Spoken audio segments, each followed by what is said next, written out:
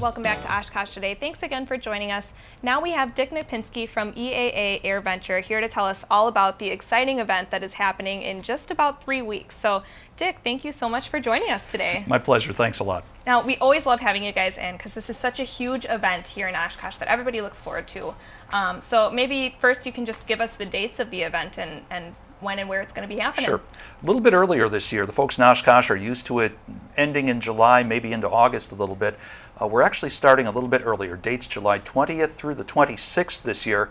Reason we changed it, and we're going to be ending on the last Sunday in July in future years instead of starting on the last Monday in July.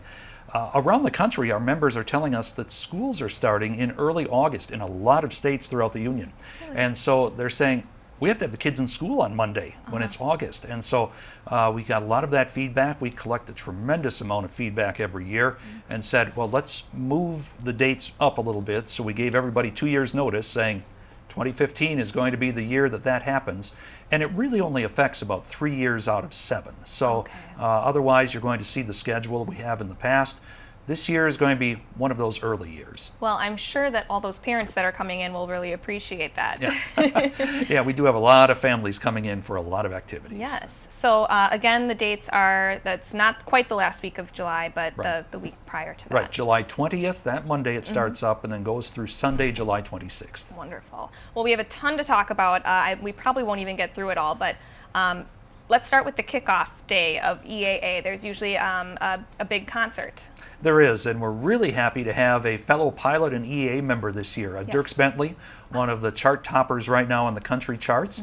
He's going to be in. He's been to Oshkosh before, just hanging out looking at airplanes. And so we asked him, hey, would you like to come next year and work? And he went, yeah, I'd love to. So at that point, we got all the paperwork done.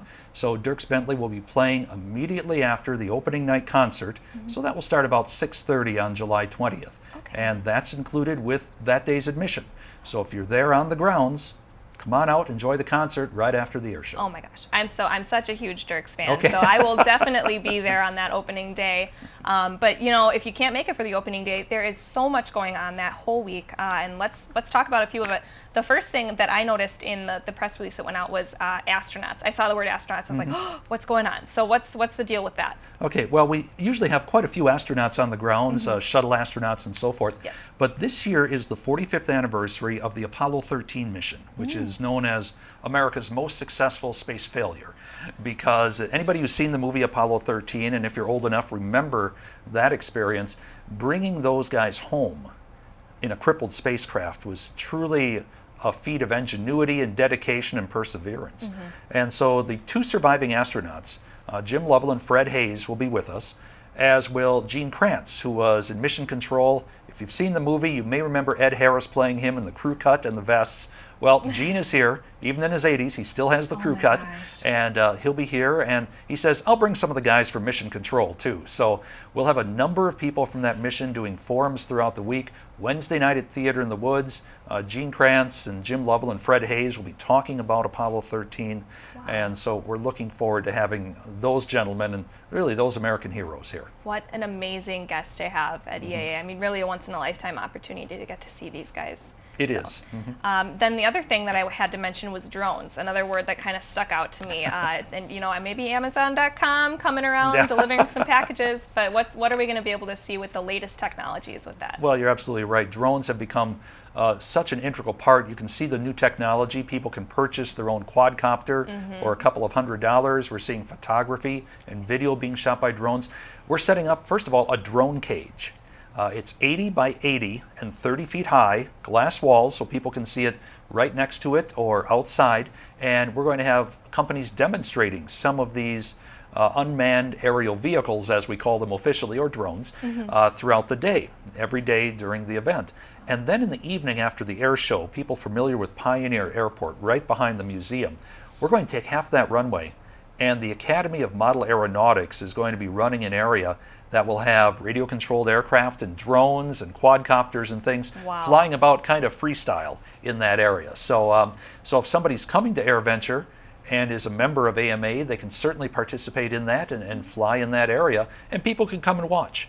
And so they'll see some of the technology. And we've got some more things coming up, too, that we'll be announcing through July where people maybe able to participate and compete with some of the drones as well. Oh, how cool. So yeah, I mean, that would be a really cool thing to see as a bystander, just to watch all those little the models and the drones kind of buzzing around like a little mini air show. It is in some ways. I don't know how Amazon's going to work out with their own drone delivery system, but that's far ahead in the future. We're just going to enjoy the new technology and innovation and something else that flies here at AirVenture. Well, definitely looking forward to that. Another thing that kind of scared me a little bit was some skydiving things happening. So tell us. Well, you don't have to do it. Thankfully, I don't have to do it. I'll stay right on the ground. But what's going on with the skydivers? Well, we have a group from the Skydiving Hall of Fame, and they are coming together. They're going to try to set a world record at AirVenture.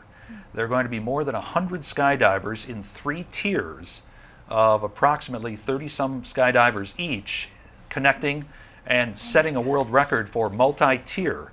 And we're going to be doing that. I believe it's on Wednesday and again on Saturday. So it's something that we've never done before at AirVenture, and we're looking forward to that. And it's something brand new. You never know what you're going to see out there on the grounds. Oh yeah, that one made my stomach flip just hearing about it. But definitely another one of those once-in-a-lifetime opportunities that you can have at EAA. Yeah, a lot of people say only at Oshkosh, and in a lot of ways that's true. Oh, definitely. And of course, we've got to talk about the air shows. I think there's one every day during EAA. Maybe you can elaborate a little bit on that. Sure. Some of the world's finest air show performers, a lot of these air show performers would be the stars at air shows throughout the country, and they are. But they come here, they volunteer their time and their services to fly at Oshkosh because it is the one in front of the most people, and it's the best known one. When you fly at Oshkosh, that's something that goes on the resume. So every day, starting at about 2:30, is air show time, and we have just about everything at one time or another. Aerobatics, team aerobatics, military aircraft, vintage military aircraft. And then on 2 nights, on Wednesday, July 22nd, and on Saturday, July 25th, we have the night air show. And we've got some really cool video up here too of it. I always tell people, if you've ever taken a sparkler when you were a kid and written your name in the sky, imagine doing that with an airplane, with the pyrotechnics on the side and so forth.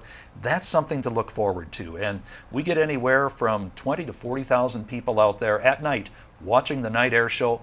Great fireworks at the end of it, and then the wall of fire, which a lot of people love, and if you've never experienced that, that's a good one to see as well.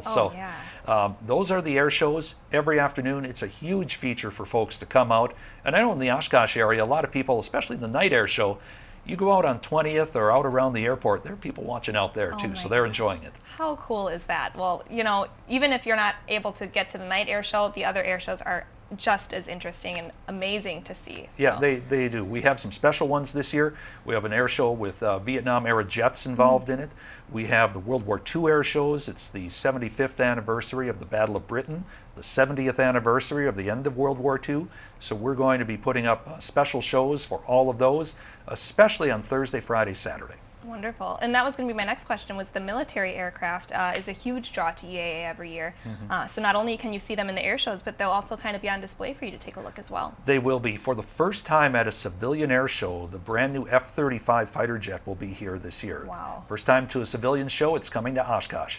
And also the F-22 will be back. The Harrier will be back, flying in the air shows. And for the first time, we're going to land a B-52 bomber on the runway and have it on display throughout the entire week. We've had flybys before. I believe, well, let's see, the runway is 150 feet wide. I believe the wingspan is about 147 feet, if I remember right. Gosh. So we've got 1.5 feet on each side to play with. And so we'll bring it in and have it on display throughout the week. Holy cow. Wow. Well, I'm just overwhelmed with how many things that I'm going to have to put on my list to see while I get out there. But is there any more information on where we can get tickets and information before we head out here? Yep, best place is airventure.org. It's the website, has all the schedules, all the prices. If you have friends coming into camp, if you're looking for housing for people, I know a lot of people in Oshkosh rent out their homes that time of year too. Airventure.org is the place to go to find it all. Wonderful. Any other last minute brief things that you want to mention that we might not have covered? Well, the big thing is, even if folks have been out there 8-10 years ago, there are more things coming out. The grounds have changed, they've evolved. If you're looking for something to do with families, little kids, preteens, older kids, we've got a college park area that has universities with aviation programs. So it really is a family event, and the world literally comes to Oshkosh every single year. Well, we cannot wait for it to start, and it'll be here before we know it, as I'm sure you can vouch for. But it's the feeling right now. Yes. Well, Dick, thanks as always so much for coming in and telling us all about this awesome event. My pleasure. Thank you.